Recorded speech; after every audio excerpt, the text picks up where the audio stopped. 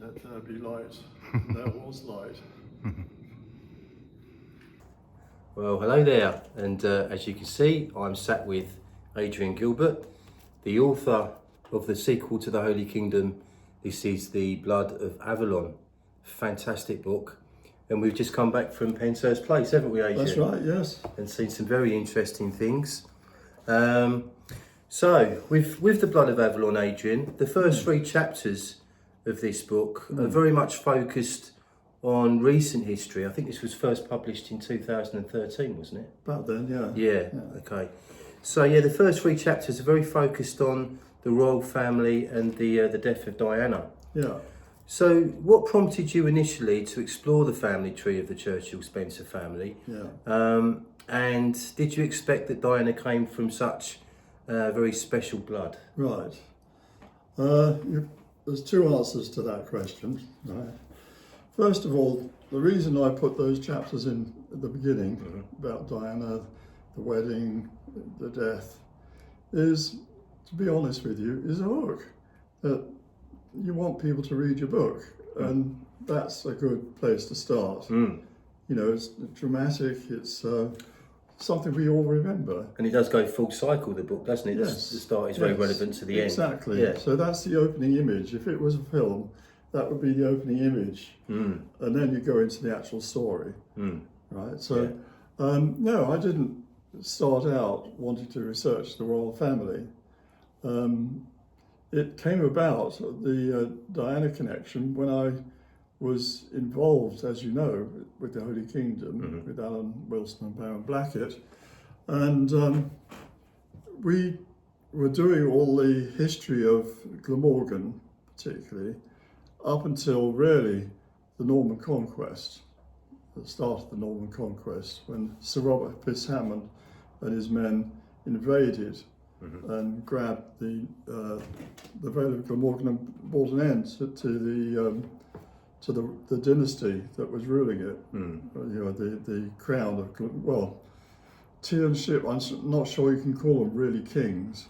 Probably Duke would be a better title, really. But anyway, we went up to that point, following the Arthurian story. Yes. Which came up to that point. So he was the last ruler of that Arthurian dynasty in Glamorgan and Gwent. So I wondered what happened after that. So I decided with this book, there were one or two things I wasn't too sure about the Holy Kingdom later on. Because when I wrote that book, bear in mind, I didn't know anything really about this subject. Yes, I'm half Welsh, but I hadn't, studied all that history. So I had to take their research at face value and just run with that. Yeah. But later on, I got to know a lot more, and I went, very deep, looking at archives, looking at genealogies in the British Library, and in Oxford, and all sorts of other stuff, researching this. And I felt that there were areas that I didn't totally agree with, and I felt I needed to go back and reassess. When you do, if you're a genuine researcher, you do that. Yes, of course, yeah. We're none of us perfect, and it's an ongoing development as we unravel this very complex history, and much of it not documented. We're having to work very hard. Yeah. For instance, before I go on, I've got a book here. Behind me.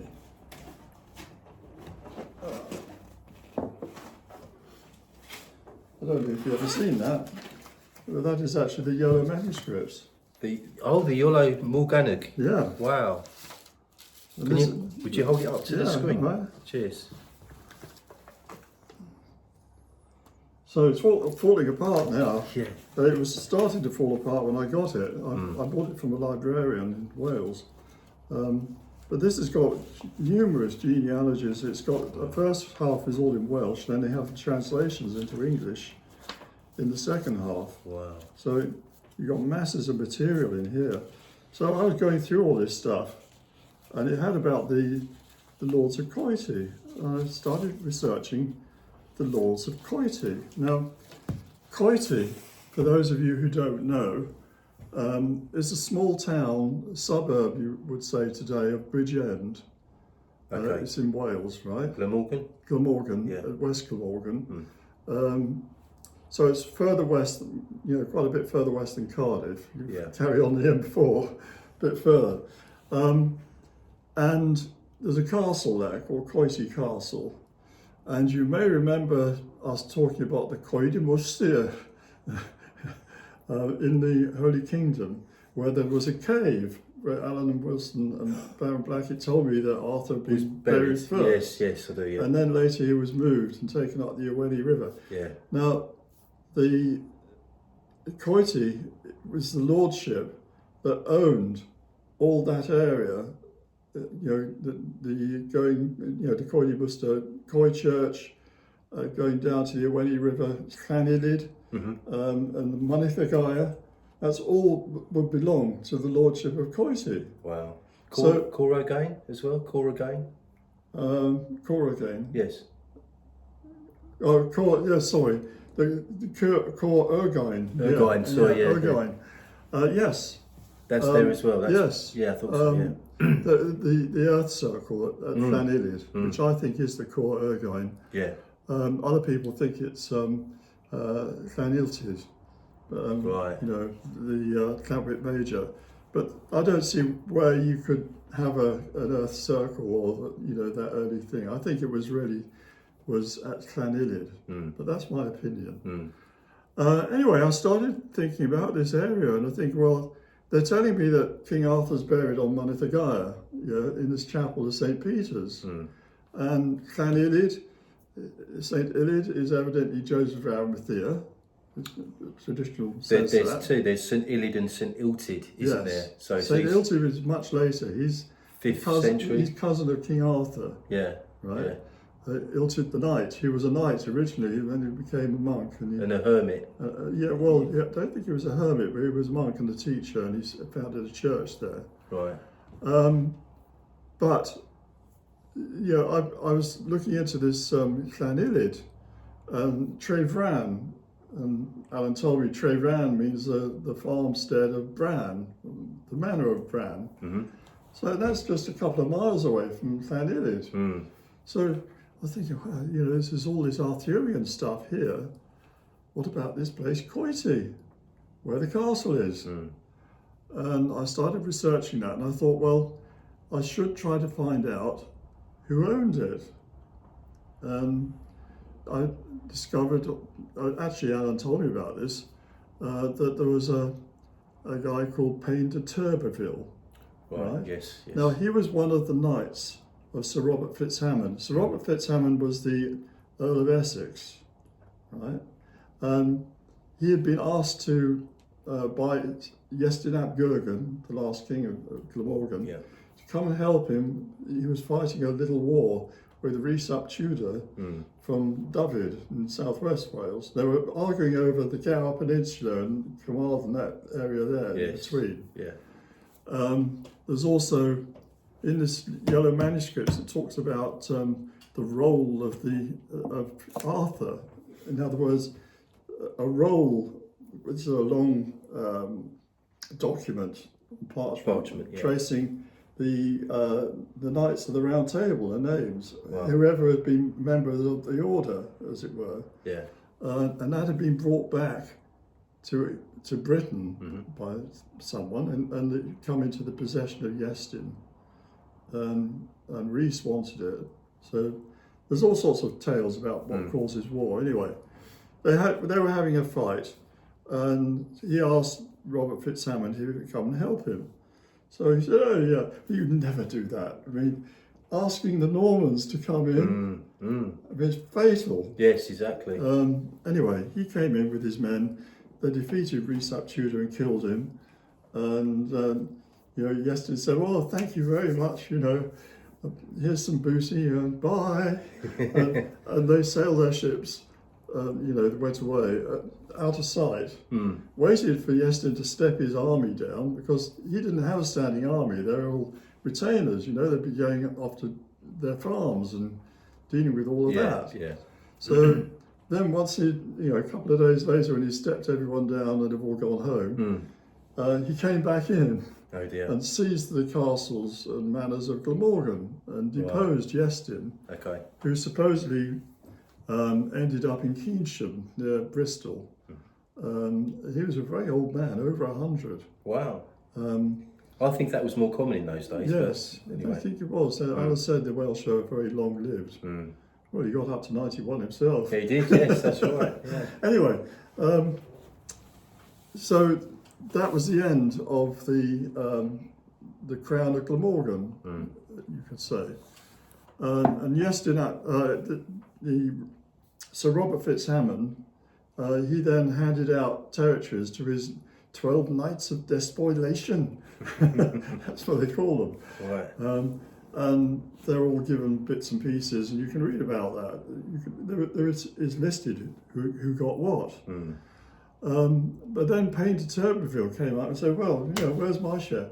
Now, he had a fight with Sir Robert Fitzhamon before, and Alan told me, you know, they got into a fight, they did, and he punched Robert Fitzhamon so hard he was deaf in one ear. Yeah, yes, yeah. I remember Ever that. after, so he told him to sling his hook. You know, go and find your own. Go and get your own. You know, if you want something. So he did. He went with his retainers, and they laid siege to Coity Castle, which was just outside the Vale.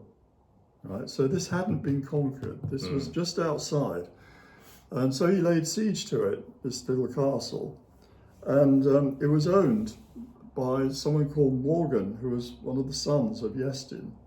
Okay. So Morgan ap Iestyn. Excuse my Welsh accent. It's much better than mine. I do try. It's much better than mine. I try. Anyway, Morgan came out, and he had his sword in one hand and his daughter in the other.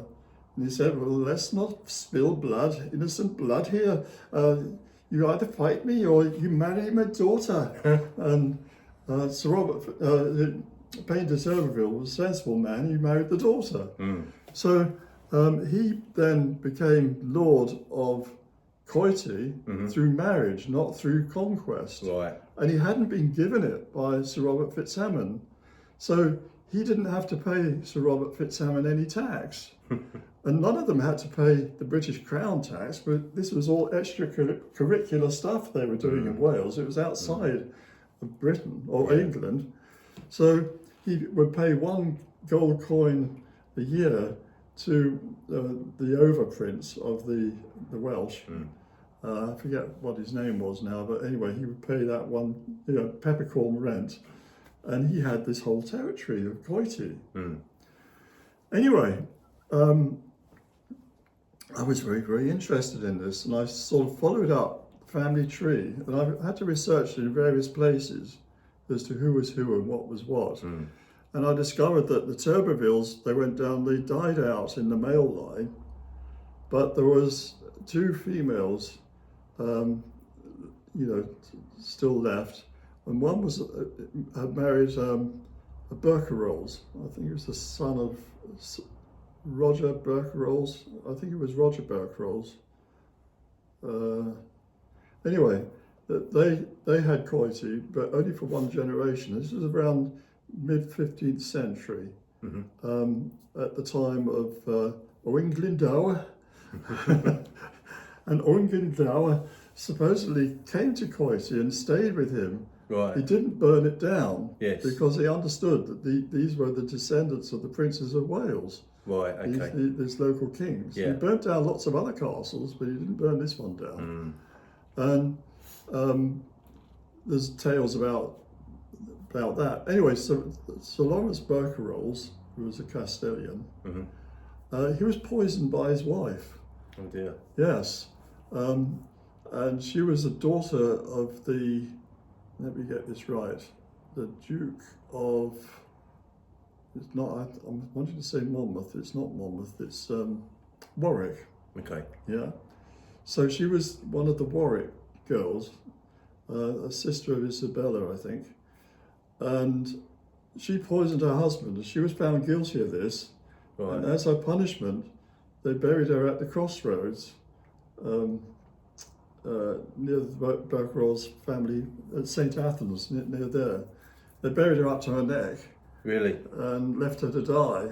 This was the Blimey. punishment, you know, Yeah, for, nasty. for this. Yeah. And they say her sister used to come and visit her in a long gown to drag it through the dew, so she could suck dew off the bottom of the hem of her gown, you Wow. know. Okay. Anyway, her ghost is supposed to inhabit the crossroads out St. Athens. They call her the White Lady. So that's a little side story. Yeah, sad story. Yeah. Yeah, sad. Yeah. Anyway, the Berkrolls, they ran out of heirs in the right lineage, and it eventually passed to the Gamage family. There was a big court battle over this, but the Gamages got it. And then they held it up until Tudor times, during the reign of Queen Elizabeth. The last Sir John Gamage died, and he only had a daughter called Barbara. Right? So I was very interested to hear about this Barbara. What happened after her? And I discovered that she married an English aristocrat called Sir Robert Sidney. Yes. Right? Yeah.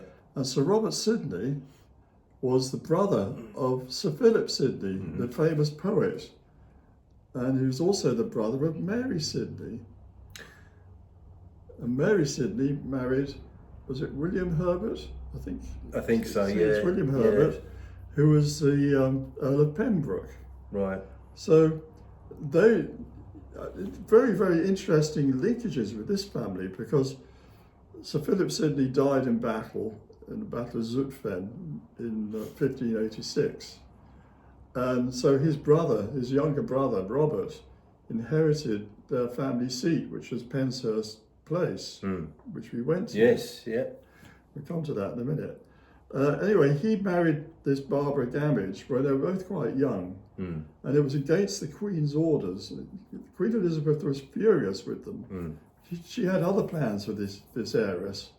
They had rivals, but he went to Wales, and he was held by her guardian to get married. They got married and presented it as a fait accompli. But as a result of that, she didn't like the Sidneys anyway, particularly Sir Philip Sidney. Thought he was cocky, but he was a rock star. You know, he was the equivalent of a rock star in those days. Very handsome, very famous, great speaker, wonderful poetry. You know, the ladies loved him. And so when he got killed in 1586, it was an absolute tragedy. The whole nation went into mourning. I think he was 32 years old, wasn't he? He was very young at the Very time. young, yeah. Very sad. Anyway, so Robert inherited the house, and he should have inherited also his uncle's titles. The famous Earl of Leicester, Robert Dudley, the Queen's favourite. You know, you've heard of Robert Dudley, the Earl of Leicester. Well, they were his nephews, and he didn't have any children, or legitimate ones anyway. So the title should have passed to them, but Queen Elizabeth wouldn't do it. Partly, I think, because she didn't want anybody else to be called Earl of Leicester. He was the love of her life. But also she wanted to punish them. So it wasn't really until the time of James I that they got the titles, and they became Earls of Leicester and Viscounts de Lisle, which are the two titles, or major titles anyway. Anyway, I was very interested in this because I happen to know that I live very close to, I live near Tunbridge in Kent, and very close to Penshurst. I didn't go there, I've been there many times. I knew about the Sidneys, and so I decided to go and have a look into this a bit more. This connection between Coity, this fascinating place in Wales, and Penshurst Place, and the Sidneys, it was something that needed to be investigated. So then I discovered that the Sidney, the second Earl of Leicester, also called Robert, I should add here that Coity was a valuable property. It wasn't just any old bit.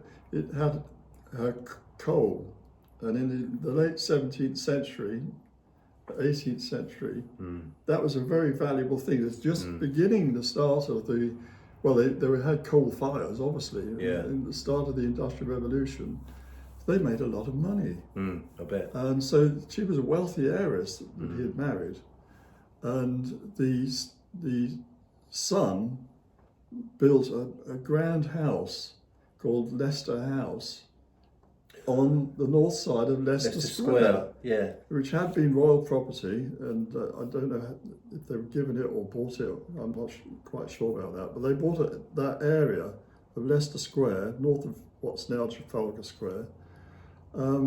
They built a grand house there, and what we now call Leicester Square was their garden. Yes, very nice. Yeah, very nice property. So they were well up there in the aristocracy. They're very close to the restored monarchy of Charles II, and also to his sister in particular. Sorry, his aunt, Charles I's sister, who was called Elizabeth, and she had married a German called Frederick V, who was the elector of the place called the Palatinate, which was at Heidelberg. You can think of it. Heidelberg in Germany was their capital. Right. And that is actually the place, the epicenter. Have you ever read Francis Yates' books? I know the author. I think I've even got one of their books, but I've not read it yet. No. Right. She identified this as the epicenter of what's called the Rosicrucian Enlightenment. Yeah. And the Rosicrucian pamphlets were published from that Palatinate. And a lot of alchemical textbooks were also printed there. Right. And it was a place of modern thought for the time, this new science, this beginnings of what we would call the Enlightenment was happening there. And this couple, Frederick and Elizabeth, were very much at the centre of it, forward thinking. But then, without digressing too much from where we want to go, they got caught up in the whole conflict between Protestants and Catholics. Okay. When he was offered the crown of Bohemia, which is Prague, basically, in the area around there. And that didn't go down well with the emperors, and they invaded both Bohemia and the Palatinate and destroyed everything. And the family had to run, and they ended up in The Hague in Holland, where he died and she lived in poverty, bringing up her children. And eventually they did get back their Palatinate due to more, but she had another daughter called Sophia, that youngest daughter, who had a son called George, who ended up as King of Great Britain. So our royal family are actually descended from the Palatinate line. Right. Yeah, I can see. Yeah. What an incredible story. Yes, and the whole Rosicrucian thing, the Sydneys are very close friends of theirs. Right. So I began to see that this Rosicrucian thing is very much connected with them. And so I wanted to go a little bit further with this, and I was researching. Actually, I was in Penshurst Place itself, and I found this card. They were selling cards, as they do. And it was of a picture of a daughter of this second Robert, and she was known as Saccharissa. And she had married Henry Spencer, who was the first Earl of, I forget what it is, up north. Anyway, it doesn't matter. That's the Spencer family. And eventually one of their descendants married one of the daughters of John Churchill, Duke of Marlborough. Right. So the Spencers, from then on, one lineage went down the Marlboroughs and the Churchills, Yes. and another side went down the Spencer side. Okay. So we had this lineage through this marriage going all the way back to Coity in Wales. And I was just amazed that it meant Winston Churchill was of that lineage, and so was Diana Spencer. Yes. And so would be William. Yeah. And even Harry, you know. So I was thrilled by this. I thought this is amazing, you know, that we can trace this whole thing. And I thought, well, what about the wider picture? And I discovered actually that this was one thread, but there was other threads, that there was a sort of Welsh Renaissance happened in Tudor times. Because when the Normans, you know, took over Wales, and they did it piecemeal, they didn't take it all at once like they did in England, they basically dispossessed the local nobility. They either married them or they dispossessed them, you know. But, you know, they weren't allowed to become knights even until the time of Henry V. His life was saved by someone called Davy Gam, the captain, and a couple of other Welsh knights. And he was so pleased with them, you know, he rewarded them. And I think Davy he actually died in the battle that he saved his life, but he was made a knight posthumously on the field. And this began a kind of Welsh Renaissance, beginning with a place called Raglan. Raglan Castle. Raglan Castle. Yeah. The Herbert family, this was. And they also were descended from Iestyn ap Gurgen, and it's on their shield again, is this arms of Iestyn. And when you see the arms of Iestyn in Wales, and I've seen it in various tombs, it means I'm of the family. It doesn't mean I'm boasting about Iestyn, he's a bastard. Nobody liked him. But that's the connection link all the way back to King Arthur and all the way back to Brutus. I was going to say Caractacus, and even beyond Caractacus, all the way back. The Brutus lineage. It means I got the genuine lineage going back to Brutus. Yeah. So the Herbert family had that, and Mary Sidney married William Herbert, who had been made Earl of Pembroke by Henry VII. So when Henry VII came on the throne, he kind of rewarded a lot of these Welsh people, and you get all these new earldoms created, particularly the Pembroke lineage. And Mary Sidney and her husband were the patrons of Shakespeare's company, and there's a statue of Shakespeare at Wiltshire House, Wilson House in Wiltshire, where they lived, you know. And he was an old man, right? It was really Mary who was the driving force behind this. Okay. And she was the very close friends to Barbara Gamage, her sister-in-law, and her, the family of Penshurst. They would go and visit each other. And her two sons were both made earls by James I, or one inherited. I think there were other earls like Carnarvon and Montgomery. I think another one was created. And when she died, they published the first folio of Shakespeare, his plays, and dedicated it to his mother, their mother. Right. So she, and I got a book about it here somewhere. I'll dig it out for you later. She was obviously instrumental in writing these plays. I don't say she wrote them all herself, but she seems to have been the unifying force. Before that, she'd been an editor of her brother's poetry, Philip Sidney. She was a very literate lady, spoke many different languages. Yes, I know, I'm aware of that, yeah. Did she have very close ties to Edward de Vere at all, I wonder? That I can't say. Because many people point to him as being I know they do. The author, don't they? I know they do, but I think there are good reasons for thinking she's the one who did it. There's a picture in this book of her wearing this very elaborate, not a ruff, but the thing they came after that, it's got swans on it. And flowing through her lands at Wilton is the River Avon. Different Avon, you see. Yes, yeah. And the River Avon flows through her lands.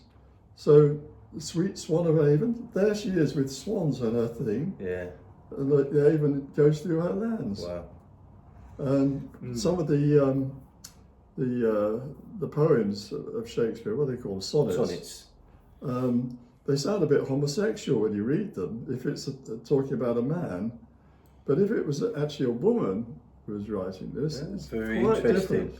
I'll have to go back and read some. Yes. Yeah, that'd be interesting. So this is all ancillary to everything else, but I'm very much interested in this idea of this continuing thread of knowledge transferred from Wales, the KingArthur, the genuine KingArthur thing. And I think that was one of the driving forces that caused Henry VIII to do his Reformation, because he was of Welsh stock. His father was Welsh. Yes. And they were from Gwynedd, weren't they? North Wales? I thought they were more from Dyfed, but I might be wrong. But they would have had lineages to all of the different families. They tend to marry each other. But the possibility that certain secret, well, not exactly secret, but it was in Welsh, so people didn't know about it. Knowledge and their understanding of history and their thoughts about Joseph of Arimathea bringing, Christianity to Britain, and the difference between the Welsh churches and the Roman Church was, very large. The Welsh churches are more like colleges. They call them classy or class. The way I see it, I think, is they were presenting a more holistic version of Christianity, the British Church. Yeah. Would you agree with that? Well, they tended to have, you had a saint, and there was a saint who had found a church. They, generally speaking, had to come from a rich family to do that, but they would have a church, then they'd have disciples, or it's done in the pattern of Joseph of Arimathea, and that's in the pattern of Jesus himself with his apostles. So you have a wise man, a holy man, like, saying whatever, and he founds a church, and he has a circle of people, and then when he died, they'll carry on that church, but they might start another one, or he might have had satellite churches also with his name, like St. Tylo, for instance. Several different churches, St. Tylo, but then they might have a pupil who founds a church, and so the idea was that the church was named after the saint who founded it. It wasn't just, now I looked through the lexicon of saints, and we're building a church here. What should we have here? Or we've got an Irish contingent. We'll make it a St. Patrick's, or I like Paul. I like the name Paul. We have a St. Paul, shall we? Yeah. It was the guy who founded it. Yeah. The idea was that his spirit would be overlooking that church and looking after them, and you could appeal to him. Say, look, help me, Tylo, in our time of distress. Very interesting. It is interesting. You go to Llandaff Cathedral, for instance, which was supposedly founded by Tylo. They've got his skull, part of it, as a cup. Yeah. And people used to drink out of this cup. Blimey. It's amazing. There's a different type of religion, isn't it? Yes, yeah, very, very different. So, I was very fascinated by this, and I also was fascinated by KingArthur, and I've done a lot of further research on Alan and Baron, and I've moved to the position, I believe, there were two Arthurs, but I believe one of them came from Cornwall. And okay. I think I've been into this with you before, and he was buried there and died in the Battle of Camlan and taken up the Severn Estuary to go up the Irwenny River, right? Yeah. To be taken to Monethigaon. He was buried there, and I think that burial is connected with the silver cross that Alan and Baron found, which has written on it Pro Anima Artorius. So this is the second Arthur? No, the first one. The first one? Yes. What century are we in? We're 5th century. Right, okay. 400s. He's buried there, and he's buried by this guy called Bedivere, whose name in Welsh would be Pedr. And I think that is a variant on Pedr, meaning Peter. So he's buried by St. Peter, or Peter the Knight, who then builds a little hermitage on top, because he's guarding the tomb of Arthur, his late lord. And if you read the Mort d'Arthur, it tells you how Bedivere buried him, and he built a hermitage. Wow. And he looked after him, till he died. Then the slab that they found, Rex Artorius Filimoricius, I think is the second Arthur. And he was buried there. At St. Peter's, yeah. At St. Peter's, because that was where the first Arthur was buried. Oh, okay.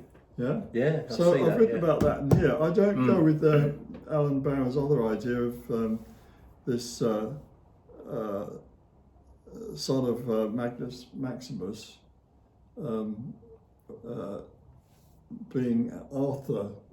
I looked actually in the book, in the British Library, the actual stinky Vellum, 3859 manuscript, Yeah. written in tiny, tiny print. You could Yeah. hardly read it. And I found the genealogies, and I went through it, and it said Anthun. And Thun. Yeah, okay. So Some people it's might not argue. Arthur. Some people might argue, Adrian, that spelling was less important in those I days. agree with you that spelling is less important, but I don't believe that was the Arthur. And there's no link between that name and Androgathius, who, by other accounts, was not even British. So it would be very nice, the idea, Constantine, Magnus Maximus, then following down Arthur first, and then 6 generations later, Arthur. Lovely idea, but I didn't see the proof of it. And I think the idea of Arthur coming from Cornwall and the story about Uther Pendragon Yes. ties in with that. I think That's in Geoffrey, isn't it? Geoffrey Yes. Monmouth, yeah. What I think really happened, you had the Uther and his brother Ambrosius came to Britain, and Ambrosius, fought battles and things. And Uther took over and his brother died. He really fancied Igerna, which is another name like Ergine, you see. It's the same name, but different spelling. And she was the wife of the Duke of Cornwall. So he lusted after this man's wife. Now, in the Arthurian story, it's all, Merlin changes his appearance with magic, so he can go to her bed. She thinks it's her husband, it's not, it's Uther. Yeah. And she gets pregnant, and she has Arthur. Meanwhile, but while he's busy with her, in the castle, her husband's out fighting, he gets killed. Right? So very convenient, they got rid of him. He got Igerna, he marries her. Why then does she gives birth to this son? Why does he send him off with Sakay, to be brought up and nobody's recognising him? I think the true story is that she was already pregnant. So this Arthur was actually the son of the Duke of Cornwall. He wasn't the son of Uther. Right, okay. Yeah? So that's why he's banished. Take him out of my sight. Well, kill him, but they didn't kill him. They took him out of his sight. Brought up by Sakay. And then you have the story of pulling the sword out of the stone. What that symbolises that the true ruler of Britain should be the man who can do it, not genealogy. You don't want some guy saying, well, I'm the oldest son. You want the guy who's actually got what it takes to be the king in those turbulent times, to pull the sword out of the stone and to go and fight the Saxons. And that was Arthur. Yeah. So that's Arthur the First, and then he gets buried. And Arthur II is much later, he's in the 6th century. Yes. And he's the one, I believe, is all to do with the Holy Grail and Camelot and the Round Table. The other Arthur is to do with the 12 battles. Right? Okay. So the real Camelot, I believe, is Caerleon. Leon, yeah. Where you've got that big amphitheatre. Yes, to which seat- is Roman, seat isn't thousands it? of people. It's Roman. Yeah. So they've inherited this Roman city, right? It's been British even before the Romans left, but they've got this city. he's not going to go and camp out on a windy, cold, wet hilltop like South Cadbury Hillfort. He's going to live in a proper place, you know. You've got a house, you've got a palace. It's also the Archbishopric of the West. Yes, that's where he's crowned. Yes, yeah, that's right. That's where two London, York, and Caerleon. Yeah, the three major. It's where two early saints were martyred. You know, their churches are there. I can't remember their names off the top of my head. I should do. But anyway, that was a holy place, you know, and it's a nice city. It's got baths, you know. And if the going really gets tough, you've got a gigantic hill fort up the hill to go and carry on, you know. Yes, that's right. So, Lodge Hill, I think it's called. Yeah. No, well, something like that. Yeah, I forget now. Anyway, that's where I believe Arthur was, the real Camelot. And Guinevere, in the legends, she's the daughter of Leo de Grance, right? King Leo de Grance. Well, Alan said this to me. He said, Leo de Grance is a variation on Leo de Grand. You know, it's a corruption of that spelling. It's King Leo, and he's one of the kings in the genealogies, the lion, Cleon. And so it's not the city of the legions, Caerleon. Leon is Caerleon, the castle of Lion. Yeah. And he gives his daughter as a wedding gift, a dowry, the round table. Well, there it is. So Arthur gets the round table, i.e. Caerleon, as a dowry of Guinevere, who was obviously the daughter of whoever was the king there. Wow, yeah. So it all fits together, doesn't it? Yes, it does. Brilliant. So we have the Welsh, and the legacy of that Arthur, and the other one in a way, but of that one in particular, is that Wales is still Wales, speaking Welsh, and having its own traditions and customs and difference. It was not part of England. Whereas the first Arthur, his kingdom was being in the southwest mainly of England. Cornwall and Devon, and you know, Cornwall was much bigger in those days than it is now. It took in Devon, the lands of the Dubunny. Well, that comes from the name Dyfan Welbwlbyd, who was the Duke of Cornwall. You know, he was a famous British king, wasn't he? And he's the guy that Alfred got common law from, if I remember right. That's right. Yeah, you remembered. So that's, you know, that's kind of where what this book's all about, and I've got to get it back into print sometime. All my books are out of print. You know, publishers won't touch me with a barge pole, and a lot of that's because of their distrust of Alan and Baron. Oh, really? Over the Holy Kingdom. Oh, I didn't know that. Okay. You know, it rubbed off. Right. So it's partly that. It's also that back in the early 2000s, late 90s, there were an awful lot of awful books published, and they lost a lot of money.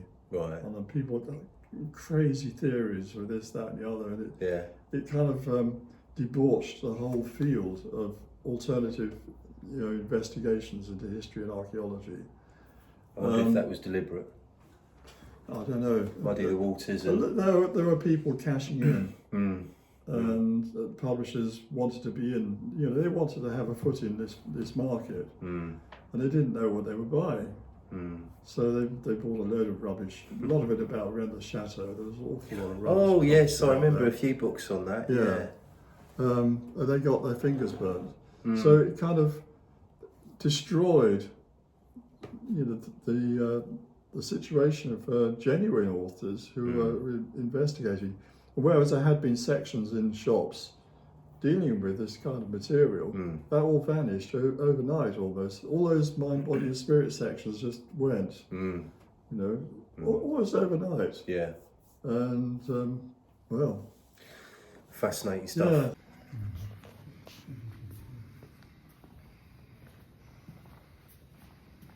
Spells how. Yeah. Grass. Oh yes. That's the Lady of Penshurst, they call that. Yes. Now, if you look at that, Can you hear what I'm saying? Yes, perfectly, yes. Okay.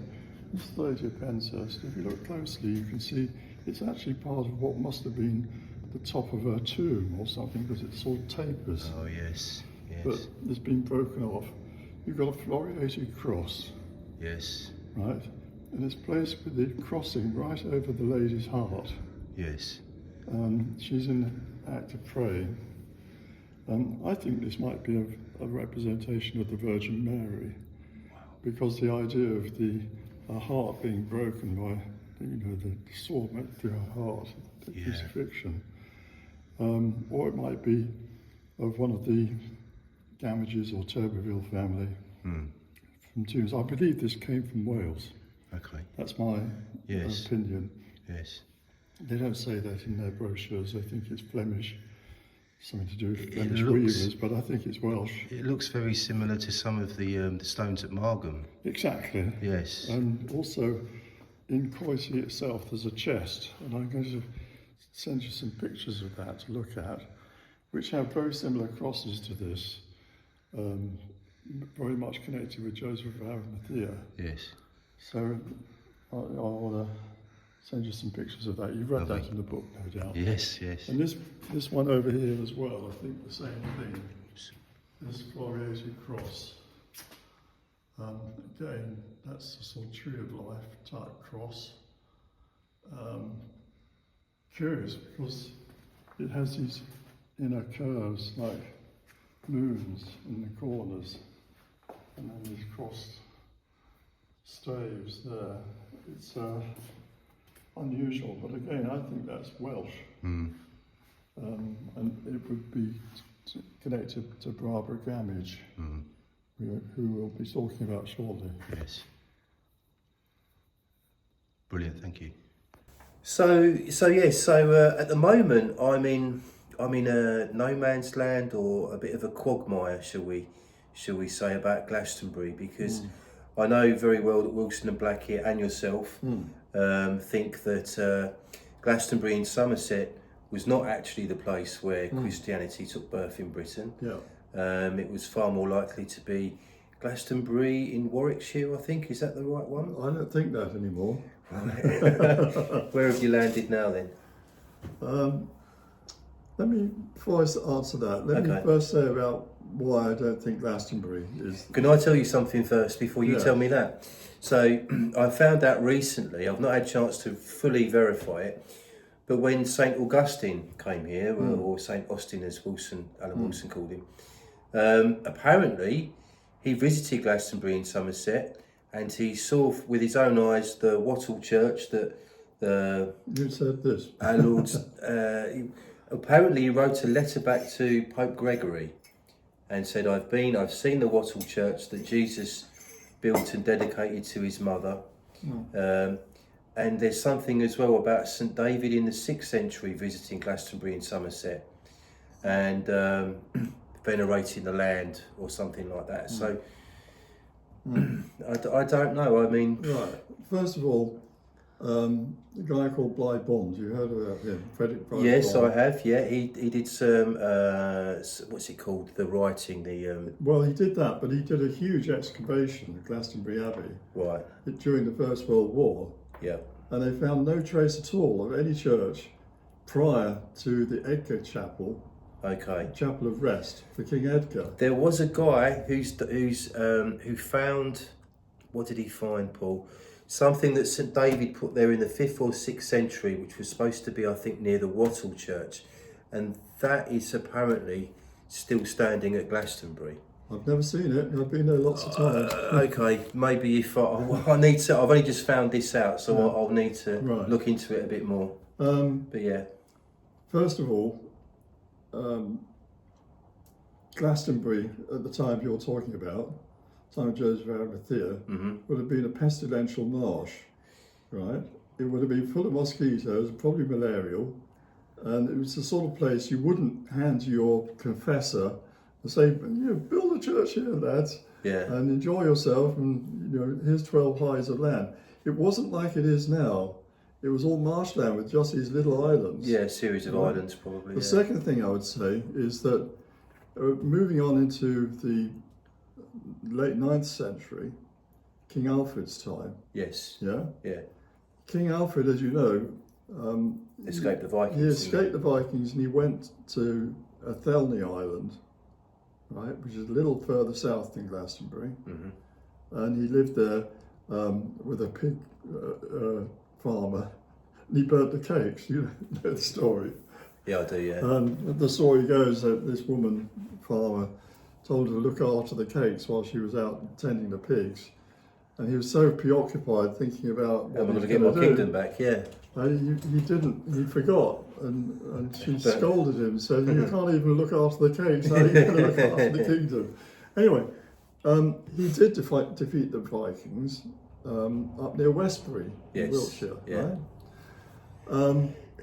And part of the deal with the Vikings was the king Gudrun then converted to Christianity. Yes. Yeah. Yeah. And they went to a place called Wedmore, which is about 5-10 miles from Glastonbury. Right. And he had him baptised there, and he was his godfather. Alfred was Godwin's godfather.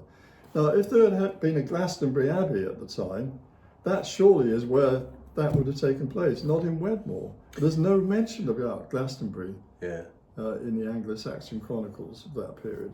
Nothing at all. So I've come to the conclusion, and as I was saying, Glastonbury that we know was founded by King Edgar with his Archbishop Dunstan, or is an abbot at that time, his friend Dunstan, and they founded this Glastonbury because that's where, just near there, is where Dunstan came from. Right. Right? Yeah. So they wanted to big it up.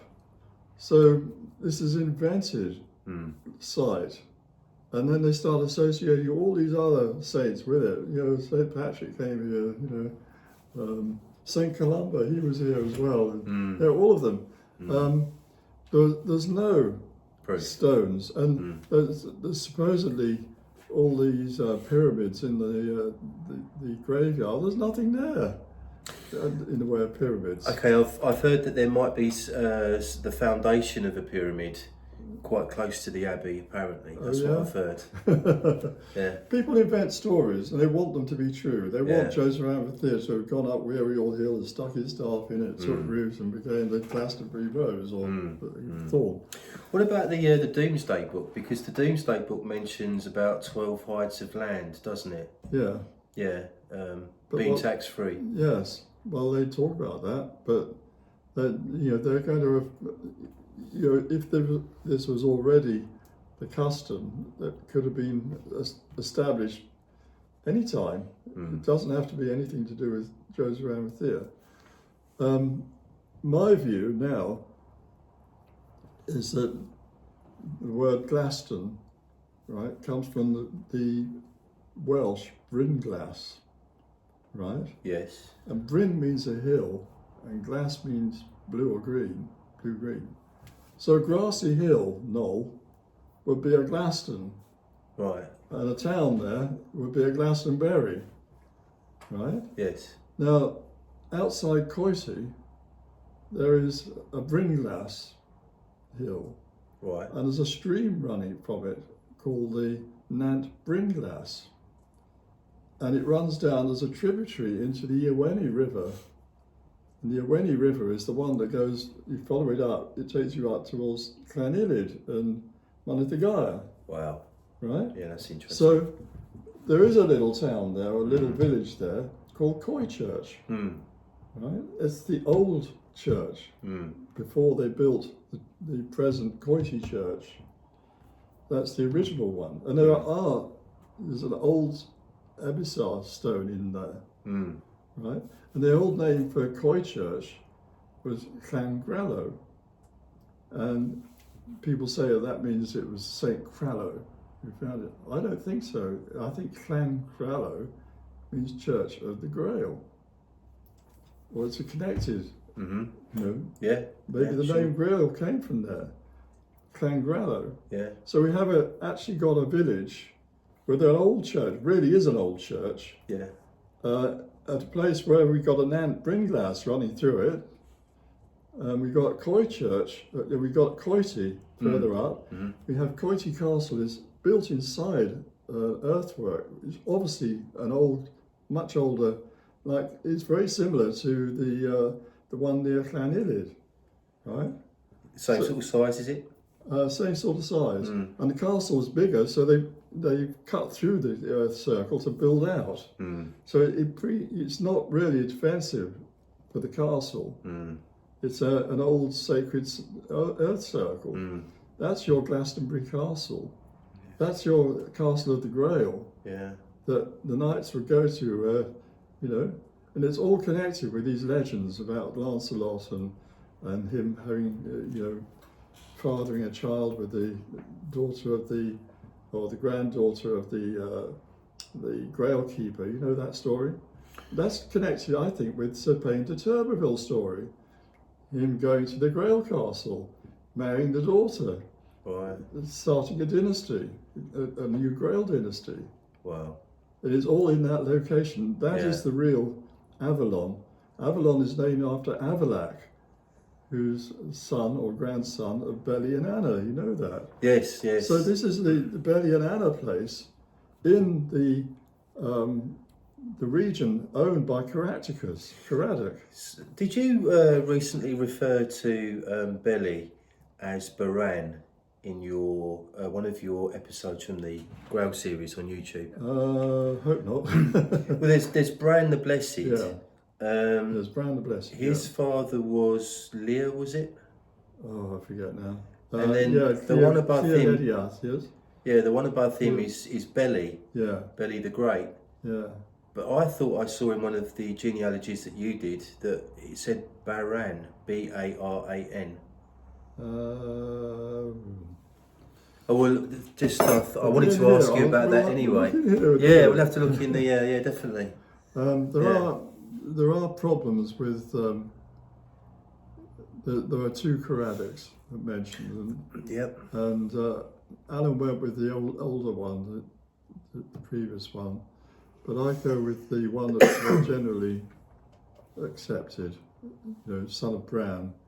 Yes, that was the Caractacus that was taken captive and went off to Rome and made his big speech and got and it away seemed with to me the truth, dare I say it, is that that's where they met Joseph of Arimathea in Rome, and he came back with Urgine and Bran. Why do you suppose Joseph of Arimathea was in Rome at that time? Why shouldn't he be? Yeah, no reason why not, I suppose. Yeah. There's a lot of Christians there. Yeah. Is there any definitive proof that Joseph of Arimathea was a tin merchant? Is there somewhere we can look to and say, look, it Not says as it I there? know of, and that's the tradition, isn't it? Yeah, it's just a tradition. But it's, what is true, and demonstrably so, is that Britain was not just a sort of full of savages, painted savages. It was a very rich island. You know, they've got the tin. You know, they had copper as well, and some gold. We were known as the Tin Islands, weren't we? Yeah, Cassiterides, I think it is. Yeah, Cassiterides, and that's where they got the tin from. So whoever owned that was going to be wealthy.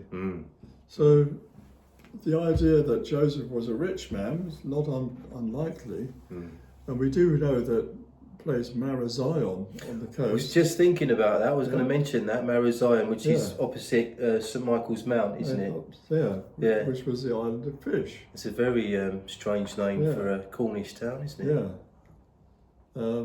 So the island of fish is where they would do their trading. On the causeway there, the Greek guy was talking about that. And Marazion, it suggests to me that there was a Jewish settlement there, Sion. So it makes sense, doesn't it? Yes, it does. Yes. You come with your ships, you know, in the summertime when the seas are calmer, but maybe have someone there to do business and store the stuff for you, and then when you come, you collect it. Yeah. Or they make deals and they say, well, you know, bring your stuff when the ships are here. You don't want to have it burgled. There must have been security risks then, as now, you know. Yeah. But anyway, that's my feeling, and you don't have to agree with me, but this, my feeling is it all fits together in Wales, this Avalon thing, Glastonbury thing. The other Arthur, the first Arthur, 12 battles, I think that's to do with this guy from Cornwall originally, but brought up in Wales. And his mother, Igerna, was basically raped by Uther Pendragon, carried off. And he was brought up by Sir Kay, they say, in the traditions. Or Sir Ector, is it? Sir Ector. Kay's Ector's son, isn't he? I think so, yeah. Sir Ector brings him up. That's to do with the 12 battles, most of which were fought up in the borderlands with Scotland, in the low part of Scotland. Yeah. So that's what I think, anyway. Okay, brilliant. There. And what you do if you're in the nobility, you want to show off all the different families you're descended from. So you put all their different shields up on your family shield. And there's actually several along here that are celebrating different bits. So the one I'm looking at now, what family is this, do you know? Well, there would be the Sydneys again. Yeah, oh But yeah. what I want to show you in particular, if you come up here, you can see again here, you've got a marriage between whoever had this shield, I don't know who that is, and a Sydney. These are the Sydney arms with the broad arrow. And somebody else has got that. Looks like an Arwen symbol. Yes, it does. It's the wrong way round. Yes. But yeah. And then if you go up here, look at that. You've got the Sydney arms there, the broad arrow, and those are the arms of Iestyn ap Gurgen, the last king of Glamorgan. Yeah, Wales, yeah. So, and it's got a label, that's what's called a label, which shows that the descent is from a son of this person who died before his father. Right. And that is actually true. And this is, they've taken these arms because the Gamages of Coity were descended from the Turbervilles. Yes. And Turberville, Sir Pain of Turberville, married the daughter of Morgan, who was a son of Iestyn. Yes. And so he got Coity, not by conquest, but through marriage.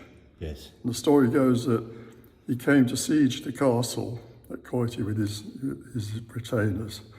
And Morgan came out with his sword in one hand and his daughter in the other, and said, you know, don't let's have blood spilled here. Either you fight me, man to man, or marry my daughter. And Pain wasn't stupid, he married the daughter. So he got the castle. He'd had a big falling out with his boss, Sir Robert Fitzhamon, where they got into a fight, and he had punched Fitzhamon so hard he was deaf in one ear forever after. And Robert Fitzhamon was the first Lord of Glamorgan. Yes. He took the Vale of Glamorgan from Iestyn, sneakily. You know that story. Yeah. So Pain, when it came to parceling out the manors in castles, Fitzhamon said to him, you know, you're not getting anything, go and find your own, because he'd fallen out with him. So he came to Coity, and this is the story. And then the Turbervilles married twice more into the family of Iestyn. So they were sort of royalty from the old Welsh lineage. And because it wasn't given to him by Robert Fitzhamon, but through marriage, he didn't have to pay taxes to either Robert Fitzhamon or later on the crown. And Coity was the last place to actually acknowledge the Crown of England as its overlord. And that was not until the 13th century. Wow. So it was a long time after. Yeah, definitely. So they're very proud, obviously, the family, that they're married into royalty. Yes. Welsh royalty. Yes. And you see the same arms, you see it down here, but smaller in one of the cartouches there. Oh yeah, yeah. And there's all sorts of other families, I don't know. Yeah, that's a very interesting.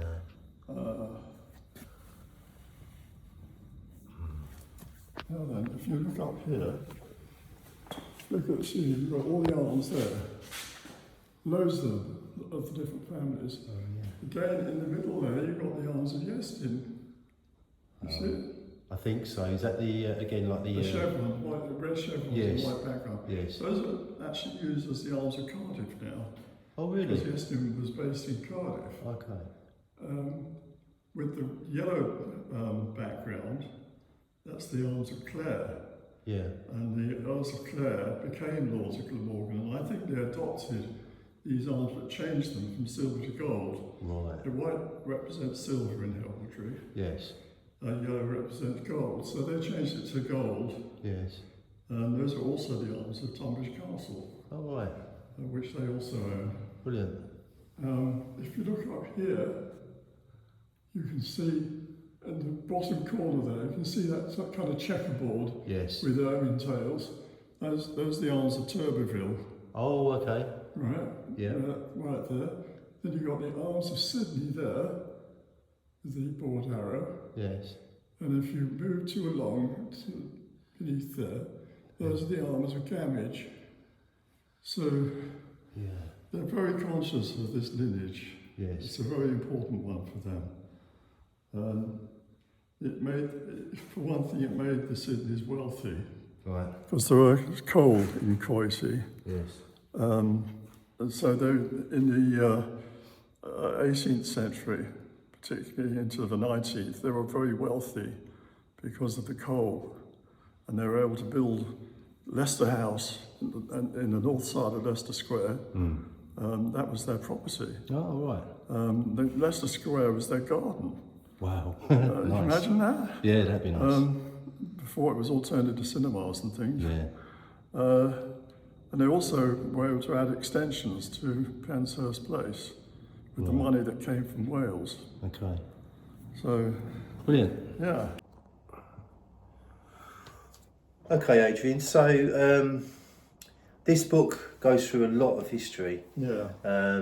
I learned a great deal about the War of the Roses that I didn't know prior to Yeah. reading this book, so that was very useful as well. So shall we go full circle now? The book started talking about the royal family and Diana and Prince William. So, and this is how the book ends up, isn't it? So we were at Coity Castle, weren't we? Yes, we were. Well, we were at Penshurst Place. We were at Penshurst Place, but 5 minutes ago we were talking about Coity Castle, which is possibly the most interesting location in the book. Yes. So let's stitch it all together at the end then. So yes. If anyone's wondering about Coity Castle, I did an interview with Richard D. Hall. on Coity. We went to Coity and he had a drone and we filmed at the castle and we went to Coity Church. I'll watch that tonight. So and we actually went to where the Nant Bringlass runs into the Irweny River. We went there and he filmed it. Wow. So you should be able to see all that. It'll be on the I'll give you the link. Rich Planet website. Yes, Yeah. I'll give you well, you can find it yourself. Yeah. So I recommend people have a look at that. It'll make this more real for you. But yes, Princess Diana. It's interesting that Diana, the name Diana, is very much connected with Britain anyway. Because Brutus has the vision, his dream. The goddess, Goddess Diana tells Yes. him to go to Britain. Yes. Yeah, it's in Geoffrey of Monmouth and other places. It's Yeah. that dream.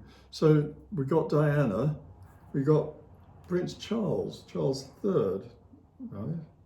Now Charles II, leaving out James II, he was followed by William III. William and Mary.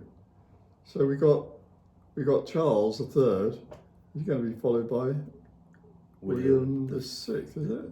No, William the Fifth. He'll be William the Fifth.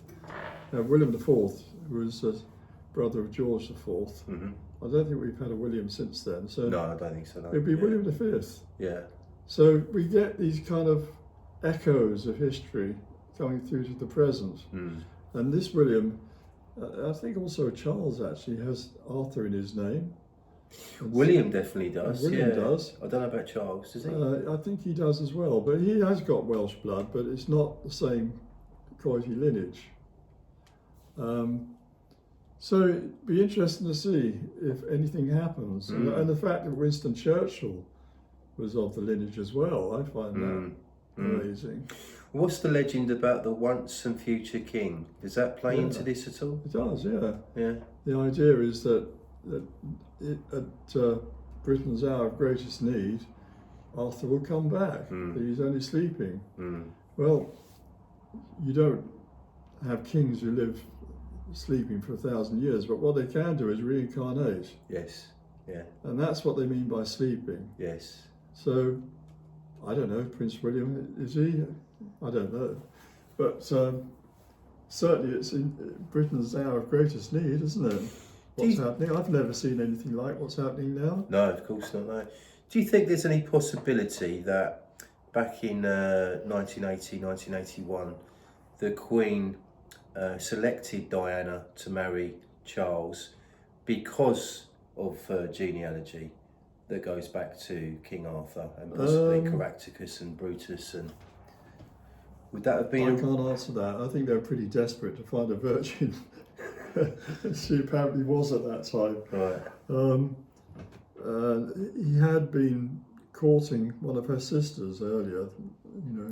Oh yes, that rings a bell. Yeah. I was very young at the time. Yes. Yeah. But that was considered unsuitable. I think she'd had other lovers before.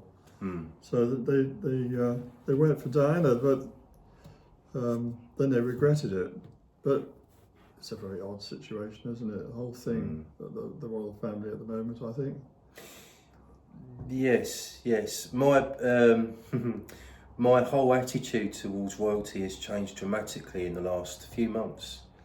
I used to be very anti-monarchy, and I'm not anymore. You're now through. That's good. Yeah, it is. Yeah, I think all families have people in them that aren't so great. Yeah. But it's all about who is on the throne, who is the king or the queen. We've had some very good kings. We've had a very good queen as well in Queen Elizabeth II. And we've also had some very bad ones. Yeah, exactly.